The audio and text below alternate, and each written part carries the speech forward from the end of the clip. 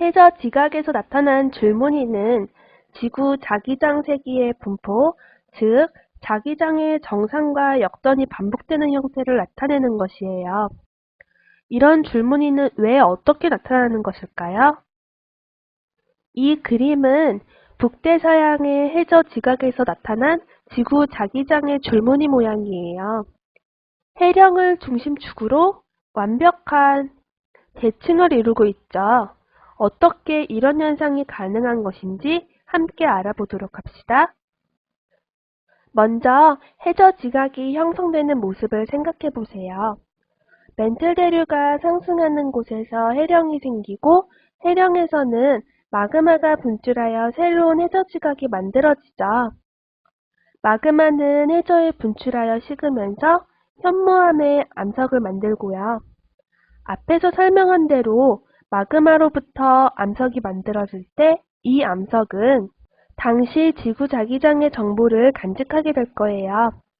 만약 지구 자기장이 정상이라고 하면 정상의 정보를 간직하겠죠. 그런데 해령에서 만들어진 현무암의 해저 지각은 그 자리에 머물러 있지 않아요. 멘틀이 양옆으로 이동함에 따라 해저 지각도 갈라져 옆으로 이동하게 되죠.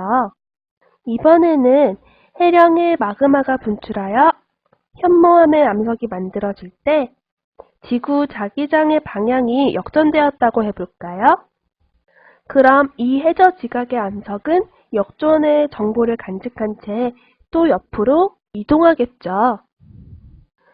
이런 식으로 반복하면 해령을 중심으로 자기장의 정상과 역전이 끊임없이 반복되어 나타나게 되죠.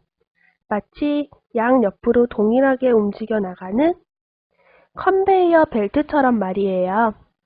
해저 지각이 확정되는 모습은 컨베이어 벨트와 같다고 할 수 있어요. 해령에서 만들어진 지각이 양옆으로 확장되어 나가요. 그리고 그 지각은 만들어질 당시 지구 자기장의 정보를 고스란히 간직한 채 이동하죠. 해령에서 이동해가는 해저 지각에는 해령에서 멀어질수록 브리네 정상기, 마쓰야마 역전기, 가우스 정상기, 길버트 역전기 등의 자기장 정보가 포함되어 있는 것이에요. 해저 지각의 자기장 정보와 해저 확장설이 결합되면서 문제의 수수께끼는 이렇게 풀렸답니다. 결론은 해저가 확장한다는 것이었죠. 문제를 풀면서 배운 것을 정리해 볼게요. 1번 과학계에서 외면당했던 멘틀 대류설과 대륙이동설이 다시 인정받을 수 있었던 것은 어떤 관찰의 결과 때문이었나요? 바로 여러 형태의 해저 지형이 생기는 이유에 대한 고민 때문이었어요. 특히 바다 한가운데 해령, 바다 끝자락에 해구, 이렇게 쌍으로 나타나는 것은 더 이해하기가 어려웠죠. 그 이유를 찾아가다 보니 멘틀 대류설과 대륙 이동설이 나왔던 것이에요. 2번 해령을 중심으로 줄무늬 모양이 완벽히 대칭을 이루는 이유는 어떤 원리 때문인가요? 해저 확장은 해령을 중심으로 해저 지각이 양옆으로 이동해가는 것이죠. 해령에서 만들어진 해저 지각이 양옆으로 이동하고 해령에서는 다시 새로운 해저 지각이 만들어지는 과정이 반복되는 것이에요. 그래서 해령을 중심으로 줄무늬 모양도 완전히 대칭을 이루는 것이었고요. 지진의 일이 발생하는 원인은 화산 폭발 또는 지진과 마찬가지로 지각 변동에 의한 것이에요.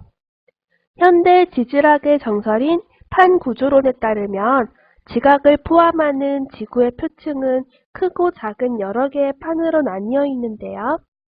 이들은 각각 조금씩 움직이면서 서로 밀거나 포개지고 때때로는 충돌하면서 화산, 지진 등을 포함한 지각 변동을 일으켜요.